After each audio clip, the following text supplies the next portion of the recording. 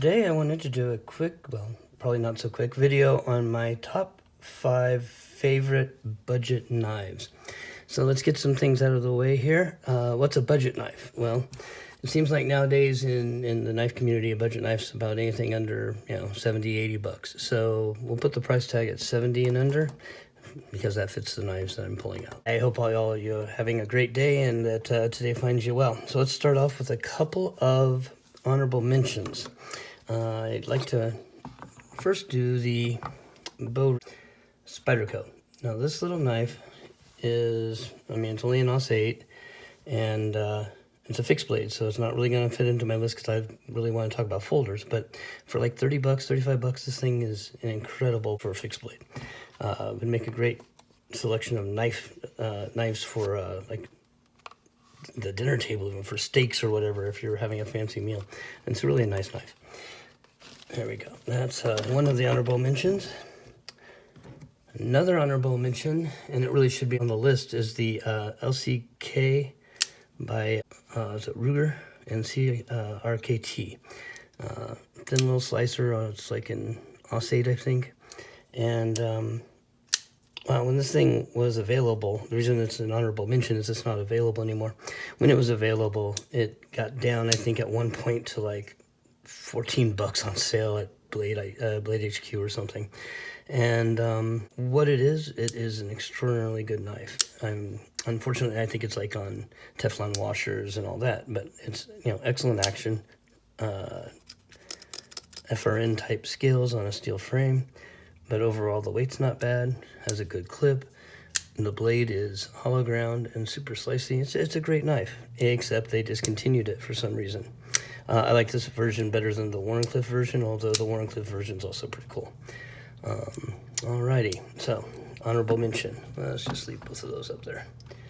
And let's move to, what is the number 1, so I can start with number 5. We'll start with number 5 down here, the CJRB Ria. And the reason I'm going to put it at number 5 is the price. This one comes in somewhere between 60 and 70 bucks, which is, fairly expensive. Micarta, the RPM 9 steel, but that's just a really cool leaf-shaped blade that's super thin when you get down to that edge. It's just a pretty blade. Thumb stud only action.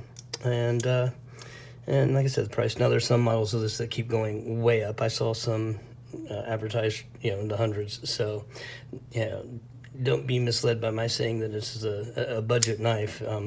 This is the budget end of the knife model. So, but it's a beautiful knife, and I would recommend it if you can afford it and get one. It's excellent. And this one, when I got it secondhand, and it had a lockup issue where it didn't want to lock up, and as I've worked it in, the lock has become a lot more solid. So there you go. Okay, and let's see, kind of in the same line because of price, moves it to the edge of the budget knives, but this knife is just so excellent I wanted to include it. It comes in right at 70 bucks, and this is the Scaoria. I think I maybe saw one in the mid 60s. It's also in the RPM 9 steel, but for as large of a knife as it is super thin in the pocket. G10 scales, liner lock, thumb stud, and flipper. Super thin blade. I think it's the same thickness as the Ria, and it's just an excellent knife.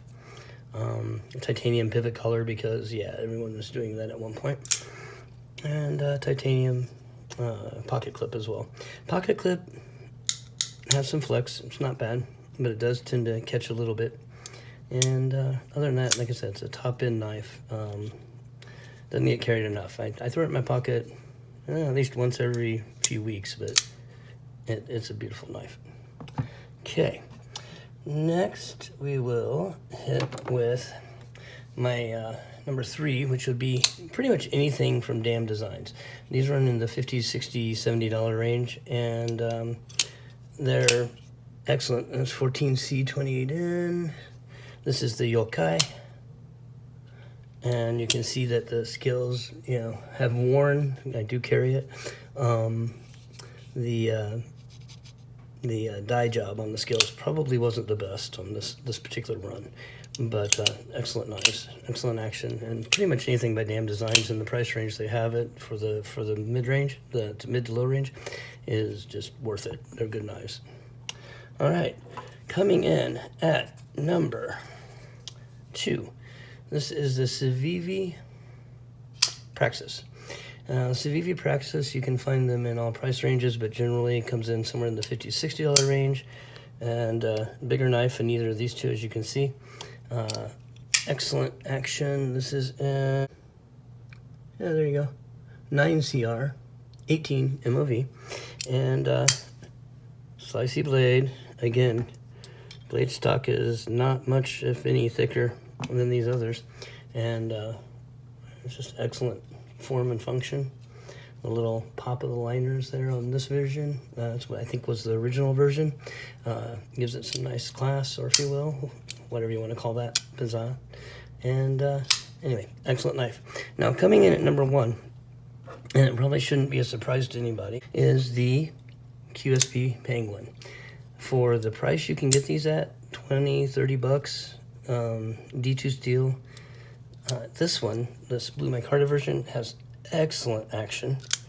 I have another version that I'm not a fan of, which is with this red and black carbon fiber.